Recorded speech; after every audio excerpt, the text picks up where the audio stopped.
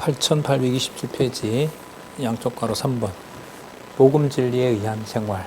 거짓 진리를 경계한 이유가 바로 복음 진리에 의해서 생활하도록 하려는 거죠.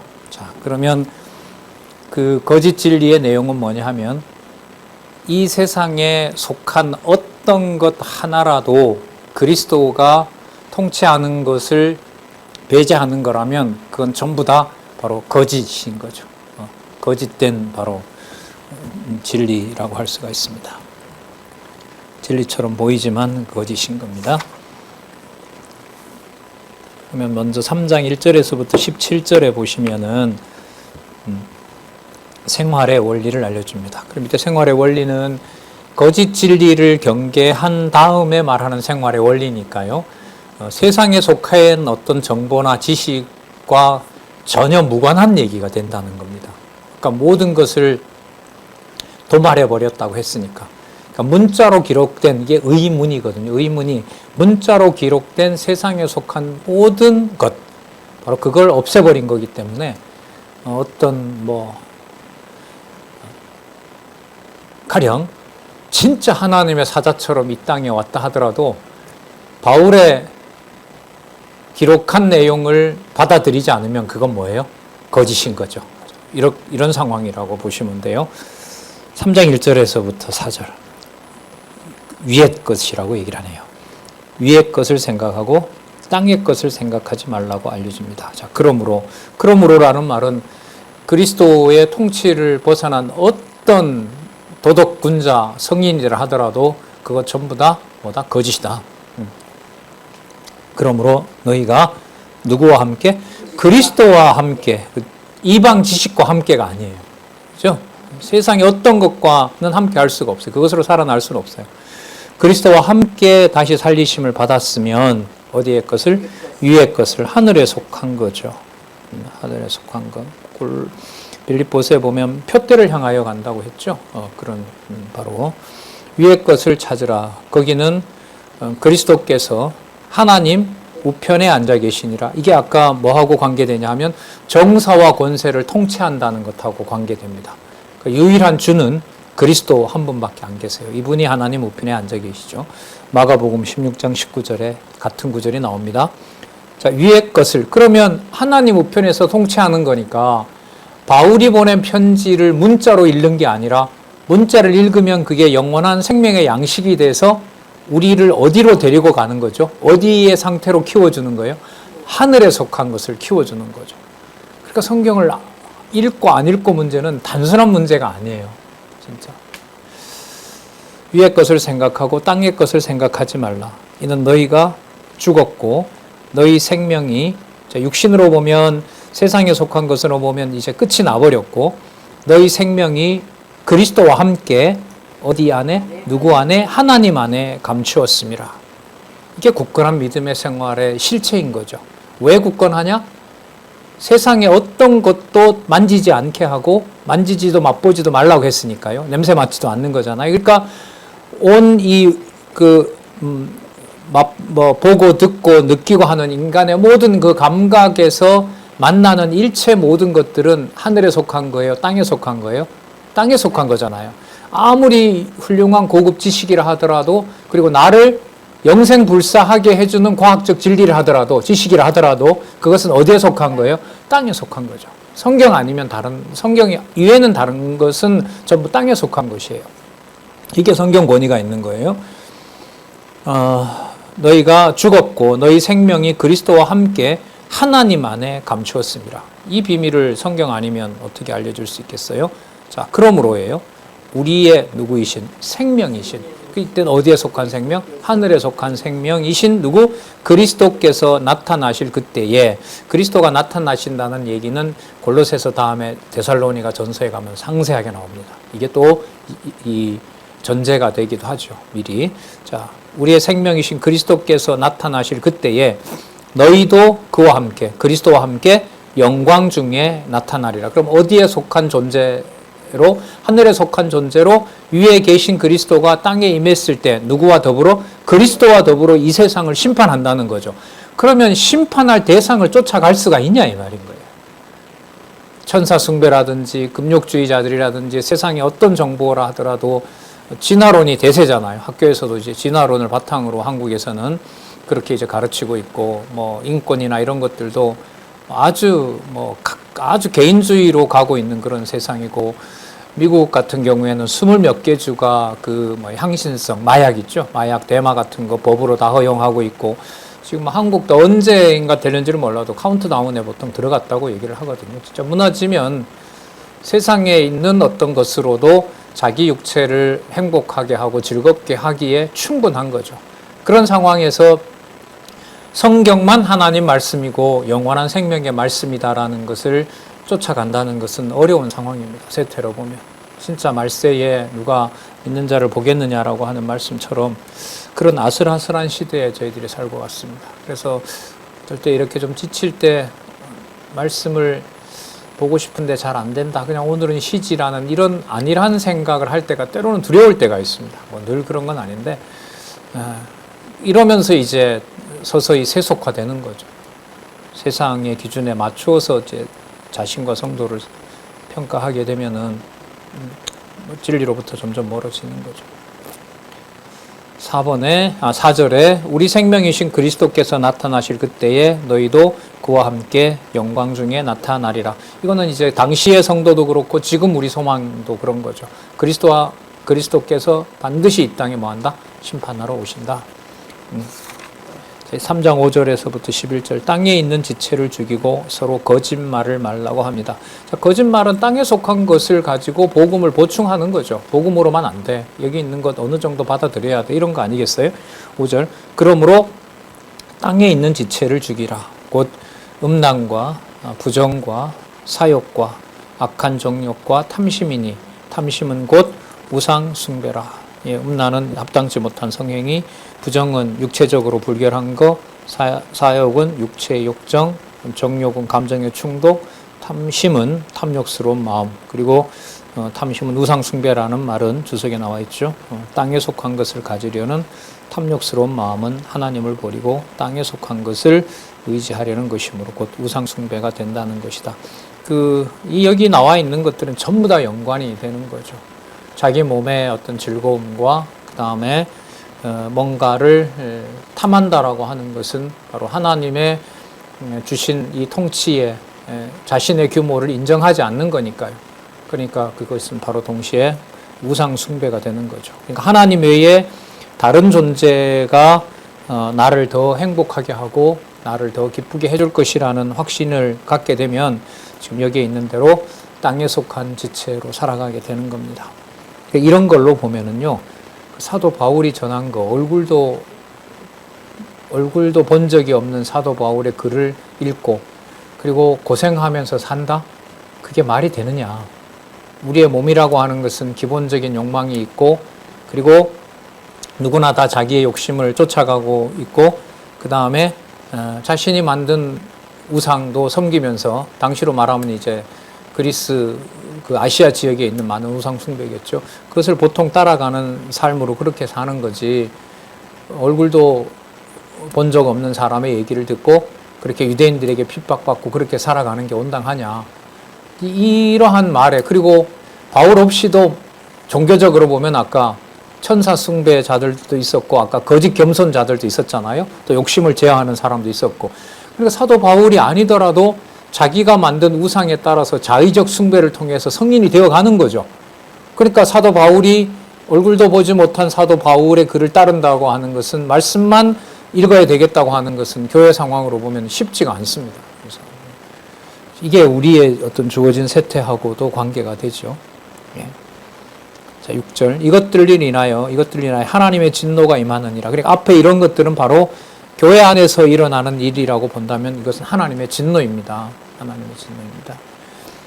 너희도 전에 그 가운데 살 때에는 그 가운데서 행하였으니 이제는 너희가 이 모든 것을 벗어버리고 분과 악의와 회방과 너희 입에 부끄러운 말이라. 자, 벗어버렸고 하나님께서 다 그것이 악이라고 드러내버린 거죠. 분과 악의, 회방, 이거는 그리스도의 몸된 교회를 훼손하는 겁니다. 그러니까 앞부분의 내용은 개인의 사욕을 추구하는 거라면 자기만 그럴 뿐만 아니라 그러한 욕심을 가지고 진리의 말씀을 따라가는 자를 뭐 하는 거죠? 회방하는 거죠. 그러니까 아까 음란, 부정, 사욕, 악한 정욕, 탐심과 뭐하고 분과 악의와 회방과 부끄러운 말들. 부끄러운 말은 그리스도의 지체들이 가지는 가치 있잖아요. 아까 거룩하고 흠없고 또 책망받을 것이 없는 자. 누구 안에서 완전한 자? 그리스도 안에서 완전한 자. 그걸 폄하하는 거예요. 이방도 이렇게 하진 않는다. 그럼 바울이 전한 것이 잘못된 거지. 이것 가지고는 안 된다. 저 사람은 바울과 상관없고 바울의 글도 안 보는데 저렇게 종교적으로 거룩하게 보이지 않느냐. 이거는 다른 대안이 없으면은요, 진짜 빠질 수밖에 없어요. 여러분, 성경 신학을 안 만나서 일반적인 기독교 생활을 했다? 저희들이 별 수 있겠어요. 그죠? 네. 신천지라든지 앞에 있는 이런 이단들이라든지 뭐 종교는 가져야겠고 물려받은 어떤 이 전통적인 3대 4대 기독교 가정이긴 하고 근데 성경은 알 수는 없고 진짜 뭐 자, 9절 볼게요. 너희가 서로 거짓말을 말라. 옛사람과 그 행위를 벗어버리고 새 사람을 입었으니 그리스도 안에 있는 새 사람을 입었으니 이는 자기를 창조하신 자의 형상을 쫓아 어디에까지? 그렇죠. 이게 굳건한 믿음의 생활과 관련이 됩니다. 그럼 지식에까지 새롭게 하심 받는다는 말은 다른 일체의 지식과 어떤 소리와 정보에 뭐 하지 않는 거죠? 타협하지 않는 거죠. 그러니까 아까 예를 들면 자기 욕심으로 복음의 자유가 주어졌으니까 뭘 하든 무슨 상관이야. 그러니까 아까 음란과 부정과 사욕이 등장하는 거거든요. 우상제물 좀 먹으면 어때? 그리스도가 이미 다 사해줬는데. 여러분 그 내용이 어디에 나왔냐면 고린도전서에 나왔잖아요. 교회 안에 일어났잖아요. 뭐 우상제물 뭐 장로님 먹는데 나도 뭐 괜찮게 나도 먹어야지 이러면서 이제 넘어지는 일이 벌어지는 거거든요. 이게 이제 세상 얘기가 아니라 교회에 들어와 있는 거짓이니까요. 자, 그러니까 복음을 이용해서 자기의 육체의 기회로 삼는 경우가 골로새 교회에도 음란과 부정과 사리 사욕을 채우는 쪽으로 가고 있는 겁니다. 뿐만 아니라 자기만 그럴 뿐만 아니라 다른 사람에게도 따라오라고 분노하고 그 다음에 악의적으로 속이고 그 다음에 회방하고 따르지 못하도록 그리고 부끄러운 말을 일삼는 거죠. 자, 그 일에 대해서 새 사람임을 소개하고 지식에까지 새롭게 하심을 받는 자, 그가 바로 새 사람이라는 겁니다. 거기는 헬라인과 유대인이나 할례당과 무할례당이나 야인이나 스구디아인이나 종노릇하는 사람들이에요. 평생 종으로 살아왔던 사람들, 종이나 자유인이 뭐 할 수 없다? 분별할 수 없다. 네, 분별할 수 없다. 자, 오직 그리스도가 만유이시고 전체이시고 또 어디 안에 계신다? 만유 안에 계신다. 그리스도가 우리 안에 있다는 비밀은 바울이 보낸 편지밖에는 다른 글로는 확인할 수가 없죠.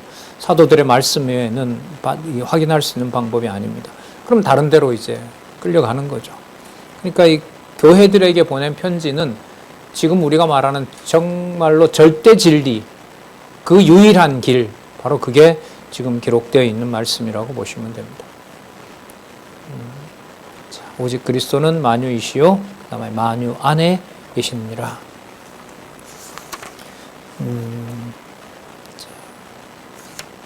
12절부터 17절에 보시면은요, 그래서 서로 이제 용납하는 용서와 사랑, 영적으로 서로 신령한 찬양을 드리도록 하라는 말씀이 그 다음에 나옵니다. 3장 12절에서 17절, 택하신 거룩하고 사랑받는 자다운 행위에 대해서 알려줍니다. 그럼 어떻게 신령한 삶을 살 수 있느냐, 그 구체적인 모습까지 알려줍니다. 그러므로 너희는 볼까요? 하나님의 택하신 거룩하고 사랑하신 자. 그럼 어디에 속한 자죠? 하늘에 속한 자. 그럼 이거 그 개념으로 계속 연결이 되죠. 아까 거룩하고 흠없고 책망받을 것이 없는 자. 그리스도 안에서 어떤 자? 완전한 자. 자, 여기서 보면 하나님이 창세전에 택하시고 거룩하게 하셨고 하나님이 뭐 하는 자? 사랑하는 자. 사랑하는 자. 바로 자처럼, 자, 보다 볼게요. 아까 사욕이나 이런 부정이 아니라 긍휼과 자비, 긍휼과 자비, 이게 또 다 연관이 되죠. 긍휼과 자비는 다른 사람에 대한 희생을 말하는 겁니다.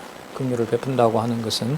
그 다음에 하나님 앞에서 하나님의 자녀가 됐으니까 뭐 할 수밖에 없어요? 겸손할 수밖에 없고요. 그 다음 아까 분내고 화낸다 그랬죠. 아까 분내고 화내는 것이 아니라 뭐 하냐면 온유한 겁니다. 지금은 따라오지 않아서 답답하지만 뭐 할 수 있어요? 오래 참음으로 옷 입는다고 얘기를 하고 있고요. 아까 그거하고 반대가 되는 거죠.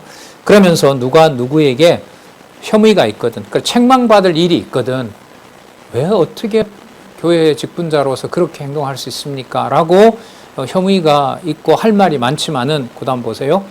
자, 전제가 이겁니다. 그 사람도 하나님이 택하신 거룩하고 사랑하신 자라면, 간단히 말하면 창세전 성도라면 이 말이죠.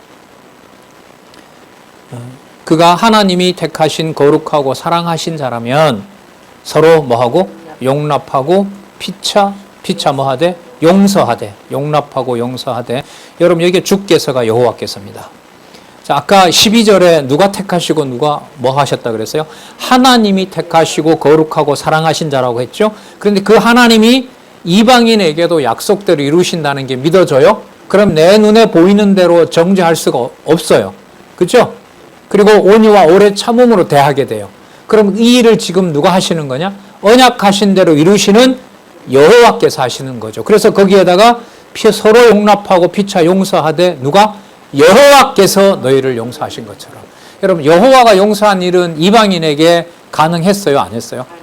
가능하지 않았죠. 아예 여호와로 계시한 적이 없는데. 그러나 이제는 바로 그리스도께서 화목제를 이방인을 위해서도 드렸기 때문에 누가 사랑하시고 용서하신다는 사실을 찬양할 수 있어요? 여호와께서. 그러니까 우리가 여호와의 자녀가 된 거죠. 그래서 여호와께서 너희를 용서하신 것과 같이 너희도 그리하고. 여호와의 용서 사건은 여러분 선지서에 가면 선지서 전체 내용들이 바로 때리시는 것 같지만 전부 뭐 하는 거죠? 싸매시면서 다 회복시키는 내용으로 꽉 차 있잖아요. 그러니까 거기에 싸맬 때 보면 누구도 같이 들어온다는 거죠. 이방도 들어온다는 거죠. 그래서 우리가 그걸 좀 기억을 한다면은 여기에서 여호와께서 너희를 용서하신 것 같이 너희도 그리하고. 자, 14절. 이 모든 것 위에 무엇을 더하라? 예, 여호와의 사랑을 더하는 거죠. 여호와 하나님의 사랑을 더하는 겁니다. 그러니까 이게 여호와의 사랑을 안 더하면은요, 어떤 일이 되냐면 바울이 수고했기 때문에 바울의 제자가 돼요. 그러나 여호와의 사랑을 더하게 되면은 도와는 주고 함께는 하지만은 누구 제자로 만들진 않아요?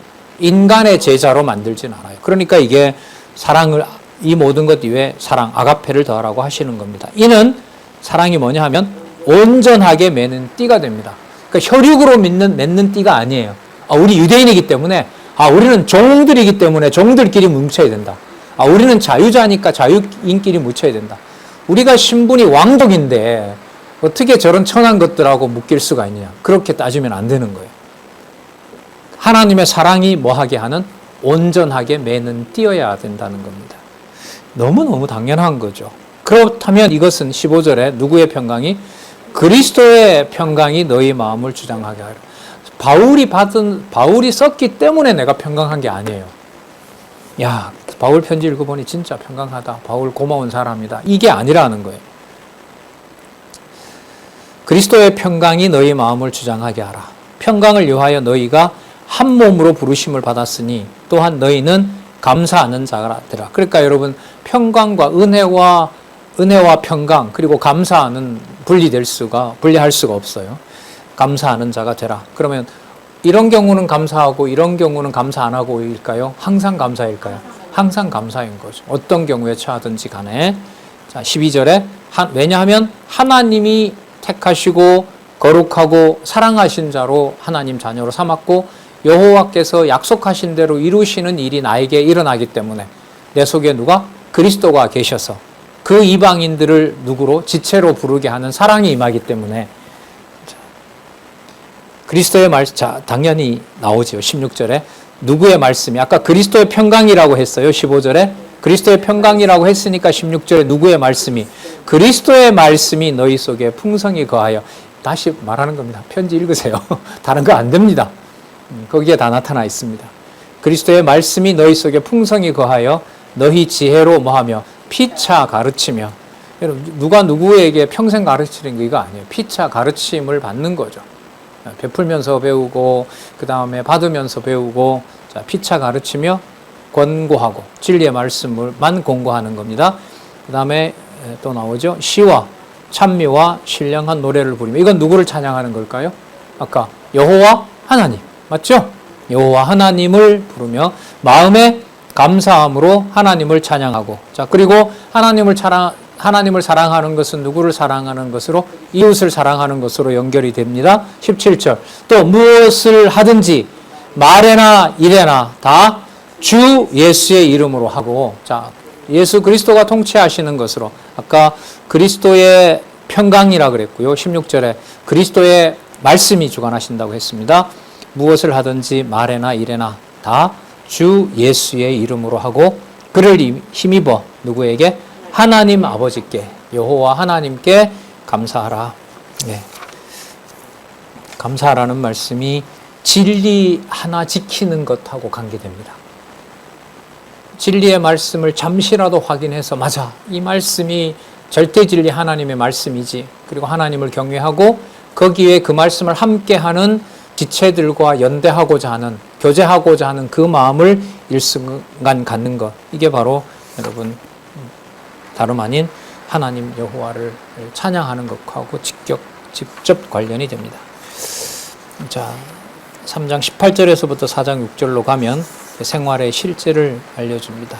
그래서 여러분 여기 뭐가 나오냐면 가정교회 문제가 나옵니다. 당연하죠. 어디서부터 출발하는 거예요? 육신의 몸을 담고 있는 자기 그 자리에서. 그러니까 할아버지 할머니로서, 아버지 엄마로서, 자식으로서, 손자 손녀로서 있는 그 현장이 바로 그리스도의 뭐와 평강과 그리스도의 말씀이 주관하고, 그 다음에 누구에게? 여호와 하나님께 찬양하는 자리가 그 자리가 된다는 거죠. 자, 그래서 3장 18절에 보면 아내들아 남편에게 뭐하라?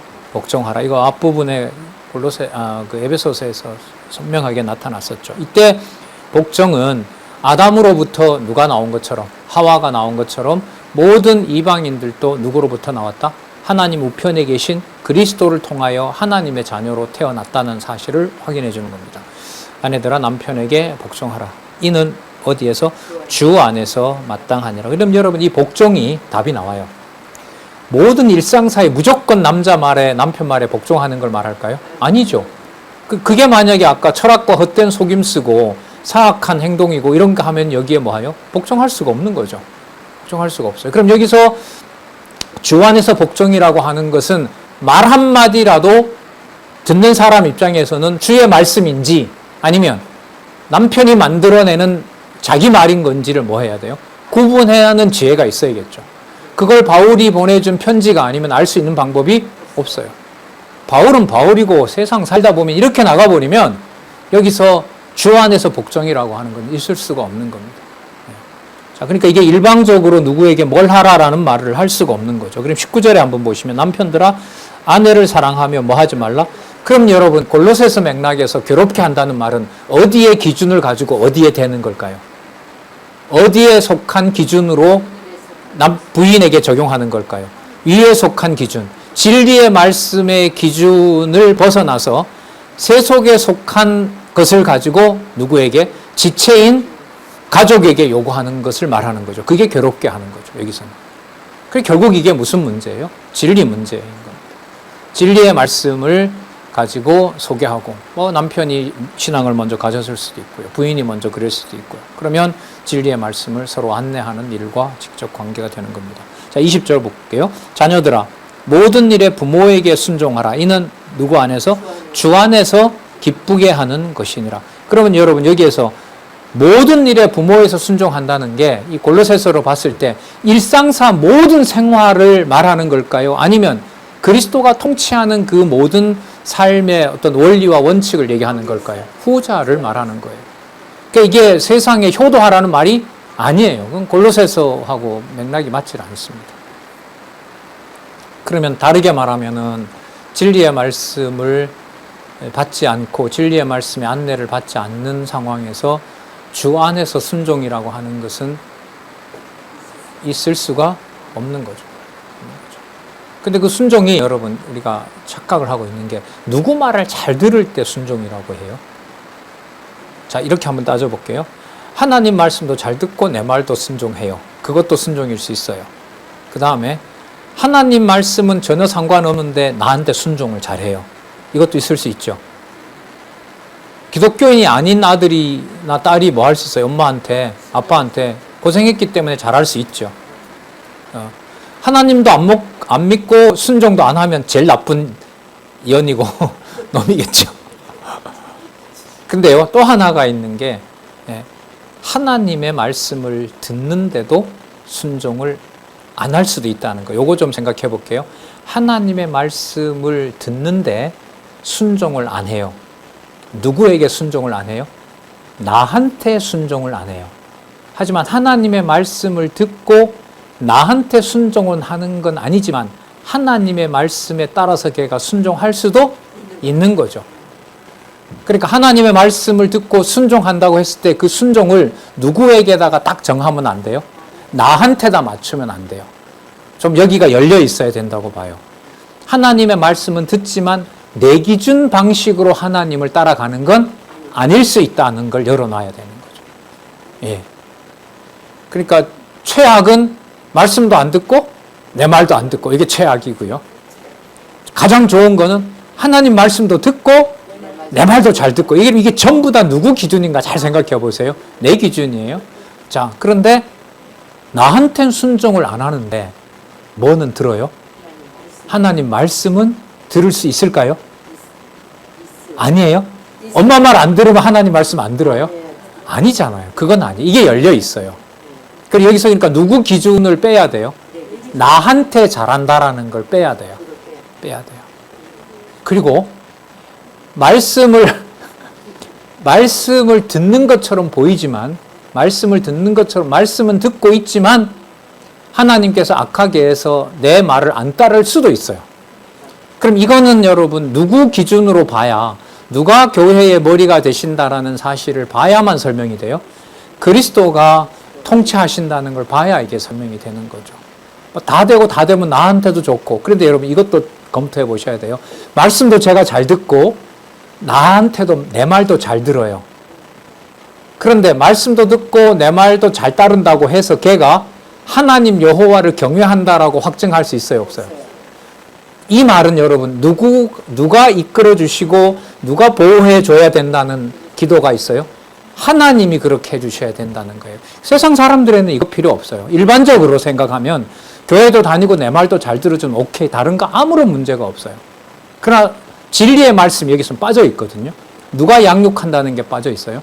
하나님께서, 그리스도가 주관하신다는 게 빠져 있어요. 그렇기 때문에 내 말도 잘 듣고 하나님 말씀도 듣고 내 말도 찾는 것에서 기도가 있어요. 들은 말씀대로 누구를 경외하는 걸로 하나님도 경외하기를 바라는 마음도 안 생길 수가 없어요, 부모 입장에서는. 근데 우리는 보통 교회 나오고 내 말 잘 듣고 하면은 그냥 잘 생활하는 걸로. 그런데 여러분 반증을 해볼까요? 그렇게 나오던 내가 대학 가면서부터 이쪽저쪽 다 아닌데요. 그 말은 결국 무엇으로 설명이 안 된다는 거예요? 교회도 다녔고 내 말도 잘 들었다는 것 가지고 하나님을 잘 섬긴다라고 말할 수가 없다는 반증이 되는 거잖아요.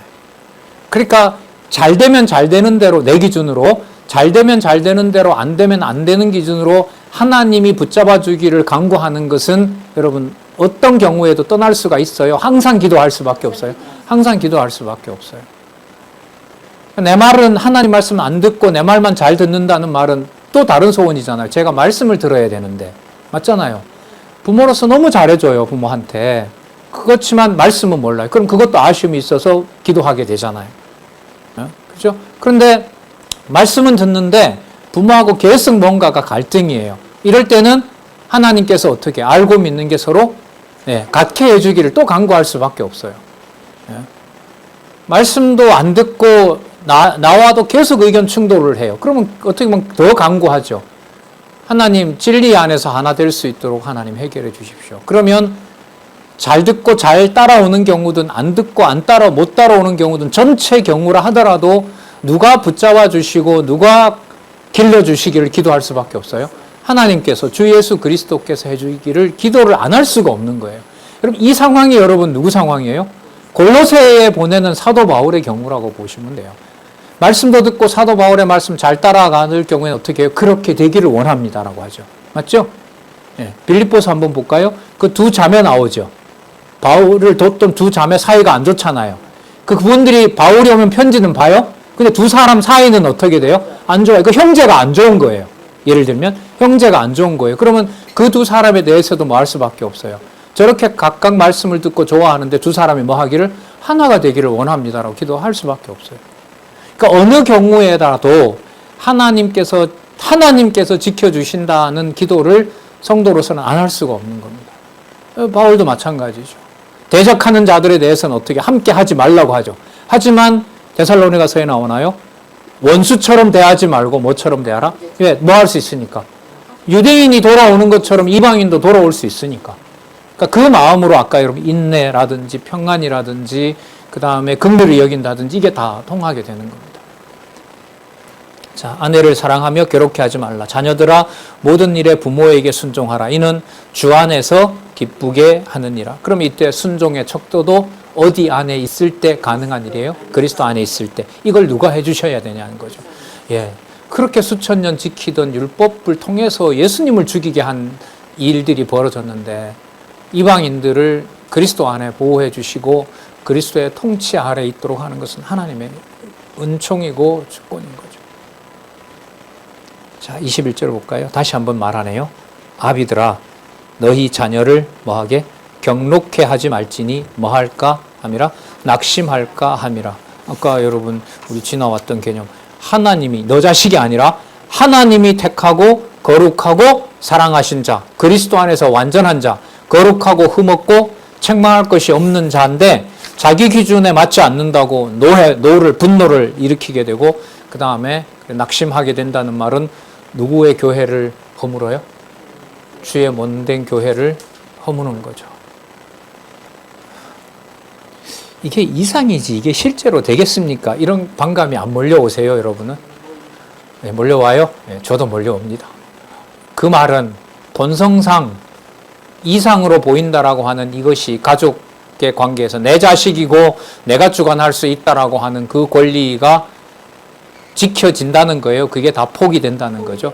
그게 사람의 일로 되겠냐 이 말인 거죠. 예, 될 수가 없는 겁니다.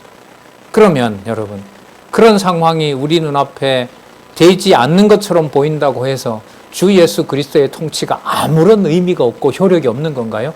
그건 아닌 거죠. 그러니까 여러분 기준을 누구 쪽으로 놓으면 설명이 절대로 안 돼요. 우리 쪽으로 놓으면 절대로 설명이 안 돼요. 바울이 뭔가를 좀 했다고 바울 쪽에서 놓고 설명을 하면 이건 전부 누구 제자 만드는 거예요? 바울 제자 만드는 거죠. 그래서 이 기록한 말씀을 하나하나 세밀하게 그 다음에 나오는 말씀을 따라갈 수밖에 없는 이유가 거기에도 있습니다.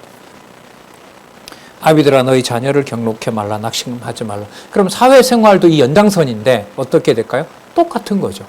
자, 그래서 그 다음에 보면 성도의 사회생활에 대한 구성원들의 행동에 대해 알려줍니다. 골로새서 1장과 1장을 염두에 둔다는 말은 아까 의문에 쓴 법이 절대로 다른 성도를 뭐 할 수 없다, 통제할 수 없다. 직장인 중에 믿는 자도 있고 안 믿는 자도 있어요. 제가 사장이에요. 그들을 하나는 믿는다고 잘해주고 안 믿는다고 학대하고 이러면 안 되는 거죠. 안 되는 거죠. 그거는 어디에 따르는 거예요? 사람의 위정과 사회적 제도와 계약서에 쓴 바로 그 도말할, 없애버려야 될 문서를 가지고 사람을 대하는 거니까 그럼 사회생활 잘못하고 있는 거죠. 그러니까 사회생활을 잘한다 못한다라고 하는 것이 기독교인의 입장에서 본다면은 자본주의 사회에서는 감수해야 될 어떤 손해도 분명히 있는 겁니다. 그러니까 그게 어떤 상황인지는 모르지만 하나님도 그렇게 하시기도 하고요. 자, 종들아 모든 일에 육신의 상전들에게 순종하되 사람을 기쁘게 하는 자와 같이 눈가림만 하지 말고 오직 주를 두려워하여 어떤 마음으로? 성실한 마음으로 하라. 성실한 마음으로 하라. 주인이 자기 마음대로 안 해줄 수도 있지만은 그 마음에 그리스도가 함께 하심으로 누구 앞에서? 그리스도 앞에서 자신이 성실하게 살아갈 수 있도록 하는 마음을 주신다는 거죠. 무슨 일을 하든지 마음을 다하여 누구에게 하듯 주께 하듯 하고 사람에게 하듯 하지 말라. 자, 24절 이는 유업의 상을 누구에게 받아요? 월급을 많이 주는 그 주인에게 받는 거예요. 이게 본질이 아니거든요. 여기서 보면 뭐라고 하냐면 유업의 상을 누구에게 받는다 그러죠? 주께 받는 줄 알미니 그럼 죽게 받는 거니까 상여금이 나오든 안 나오든 누가 주시는 거예요? 사장이 못 돼서 안 주고 사장이 좋아서 주는 건가요? 여러분, 이런 생각을 직장 생활을 실제로 하는 자녀들이 단순한 몇 마디로 이걸 받아들일 수가 있겠어요? 그걸 말한다면 진짜 부모의 욕심인 거죠. 네. 그러니까 이게 사도 바울도 그 갈라디아에서 그랬나요? 해산하는 수고를 더 한다고. 그러니까 부모의 진통이, 어미의 진통이 사도 바울이 울고 눌러쓰고 쓰다가 눈물 흘리고 한 그 모든 내용들을 통해서 주어진 상과 은혜를 누구로부터 받는다? 하나님으로부터 받는다. 주로부터 받는다는 교훈을 그걸 피맺히게 알려주고 있는 거죠. 자녀들에게, 영적인 자녀들에게. 죽게 받은 줄 알미니 너희는 누구를 섬긴다? 주 그리스도를 섬기니라. 누구를 섬기는 게 아니라 사회생활을 통해서 그 어떤 주인을 섬기는 것이 아니라 주를 섬기는 것이다. 이 계시적 사건이죠.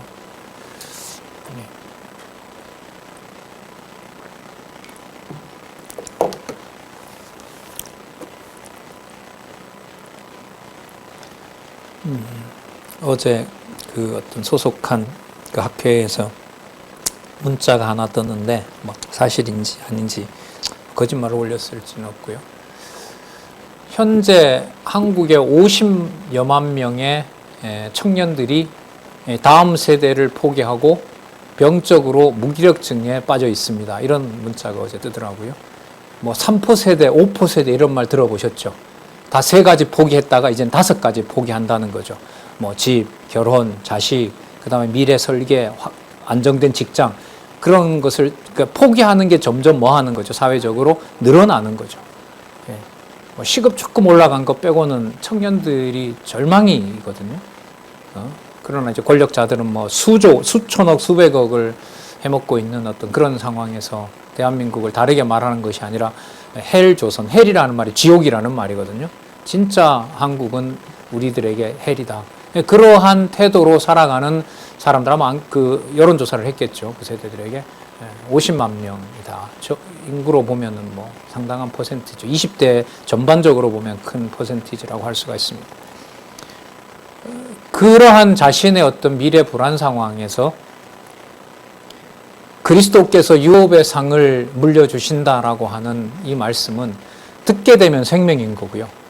듣지 않게 하면 세상의 어떤 흐름 속에 절망 속으로 가고 있는 거고요. 인간적으로 좀 따져보면 미래 세대가 짜놓은 사회적 구조라고 하는 게 너무나 당대의 자기네들의 이익만 고려하고 다음 세대를 위한 입법이나 제도를 만들어 놓지 않는 사회가 바로 대한민국 사회라고 할 수가 있죠. 있는 내 것을 보존할 수 있는. 그러니까 유럽도 이런 걸 겪었죠. 겪었고 하지만은 자기네들이 이러다가는 이제 다음 세대까지 다 끝장이 날 거라고 생각하고 미래 세대를 위한 법이 뭐 그렇게 많이는 없는 거지만 어느 선에서는 그 법을 건들지 않고 그 다음 세대도 할 수 있도록 그런 입법도 하는 거죠. 하지만 그걸 하려면 현재 세대가 뭘 봐야 돼요? 손해를 봐야 돼요. 그러니까 내가 100만 원이 쓸 수 있는 게 있는데 100만 원만 쓰는 게 아니라 50만 원 지금 내가 안 쓰고 어디에 남겨둔다? 다음 세대로 남겨줘야 돼요. 근데 그런 입법을 하기가 쉬울까요? 어려울까요? 어렵죠. 인간의 욕심이 그걸 용납 안 하죠.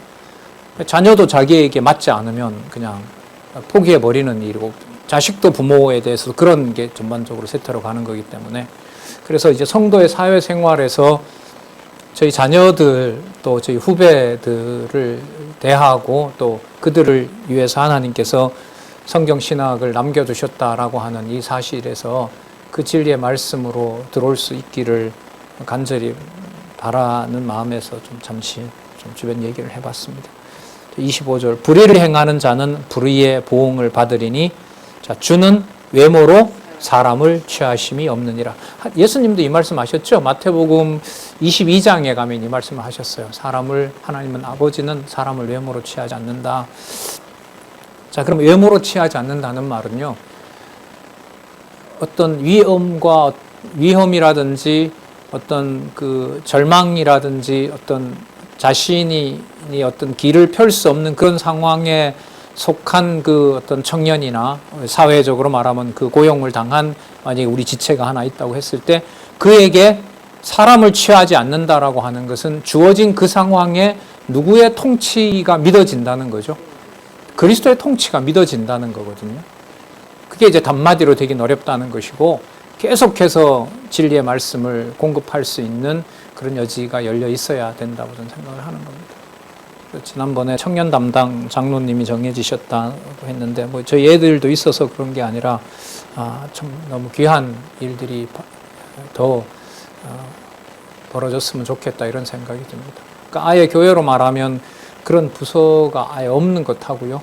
항시 그 시간 그 자리에 가면 그렇게 진리의 말씀을 전하는 자가 있는 것은 차이가 크다고 생각을 합니다. 예. 하지만 뭐 제도적으로 이렇게 하라 저렇게 하라 그런 그것은 이제 교회 개혁의 방향은 아닙니다만은 그렇게 열심을 내고 관심을 가진 분들이 있다는 게 지금 사회생활과 관련해서 근래 들려오는 소식이나 또 신문 기사 쓰면서 본 내용들이 인간적으로 너무너무 우울하게 하기 때문에 좀 이렇게 투덜거려 봤습니다. 또 기도도 간절하게 또 하게 되고요. 주는 외모로 사람을 취하심이 없느니라. 자, 그래서 1절 다시 한번요. 4장 1절. 상전들아 무엇을? 의와 공평을 종들에게 베풀지니. 여러분, 의라고 하는 것은 누구 기준의 평가인 거죠? 하나님 기준으로.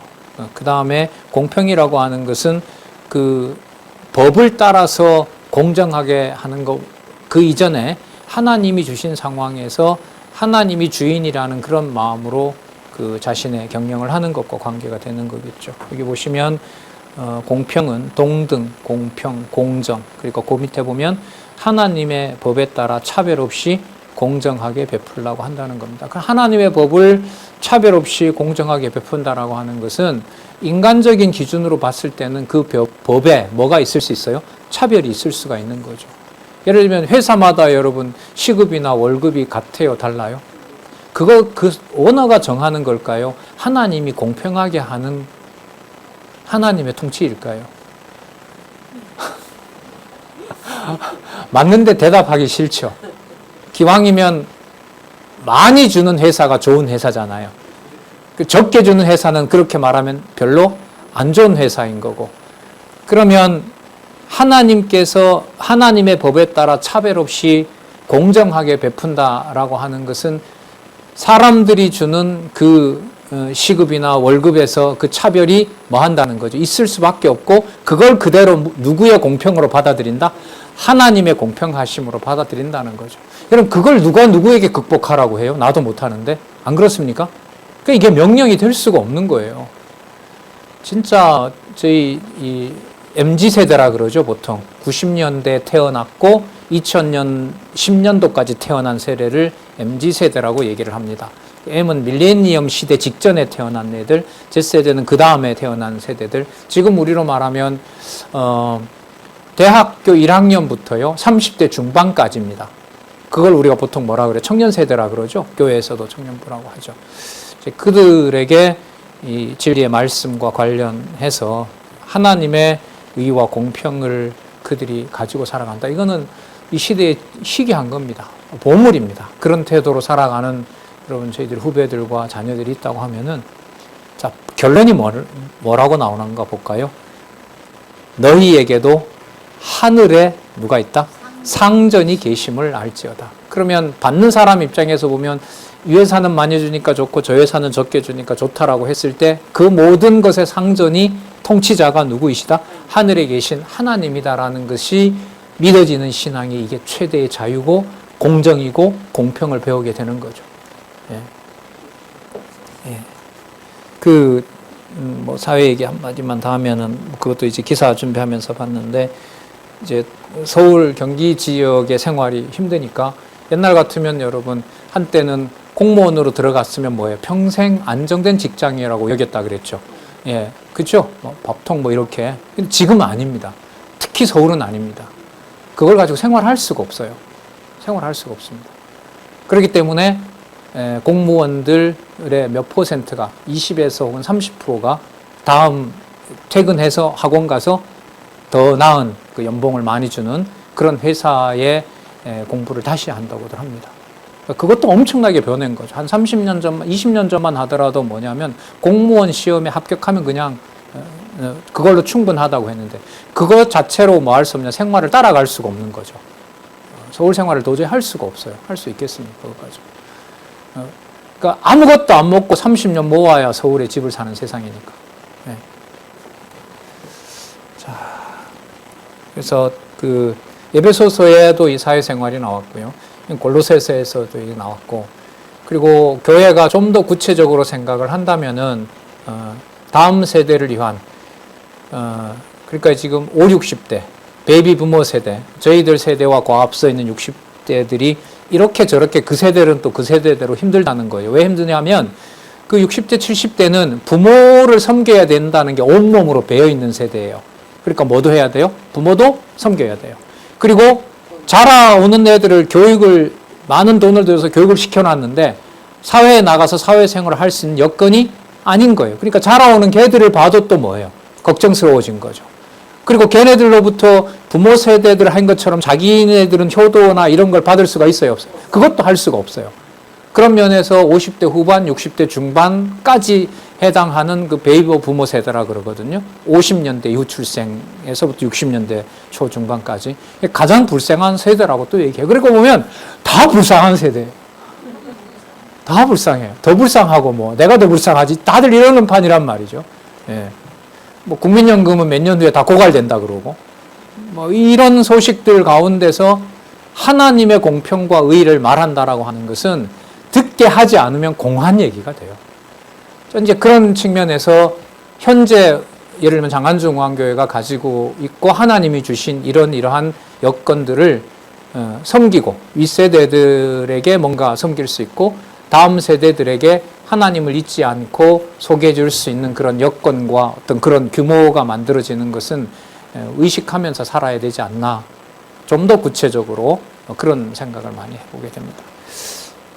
그래서 지금 나와 있는 이 본문하고 좀 떨어진 얘기 같지만 현실적인 청년들의 고민과 우리 다음 세대들의 고민 또 우리의 고민으로 봤을 때는 조금은 아니죠. 여러 면에서 서로 연관이 된다고 생각을 합니다.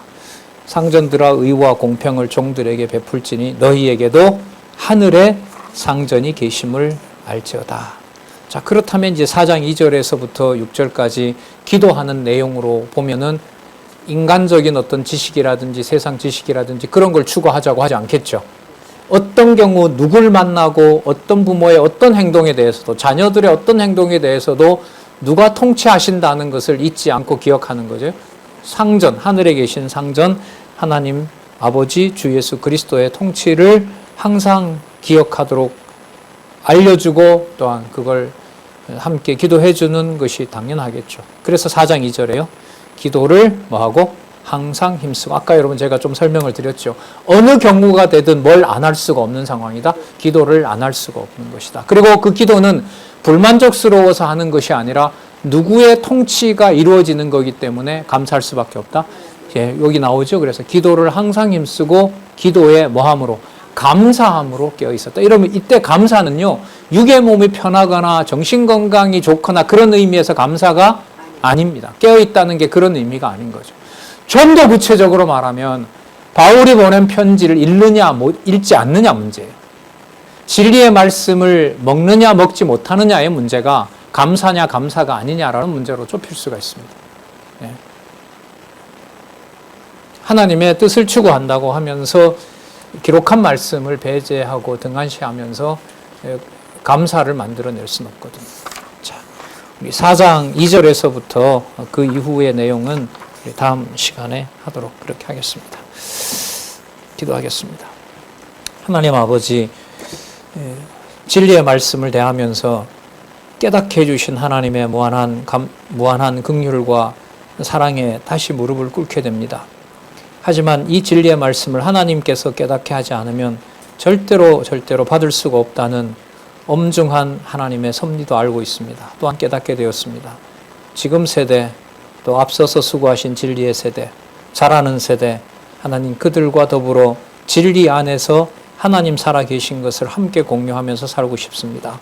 가능한 많이 나고자 없이 함께하는 주의 지체들로 살아가고 싶습니다.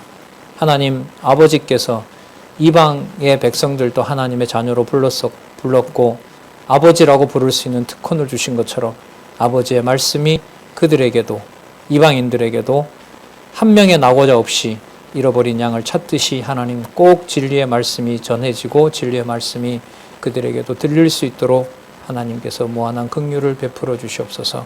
다시 한번 간구하오며 예수님의 이름으로 기도드렸습니다. 아멘.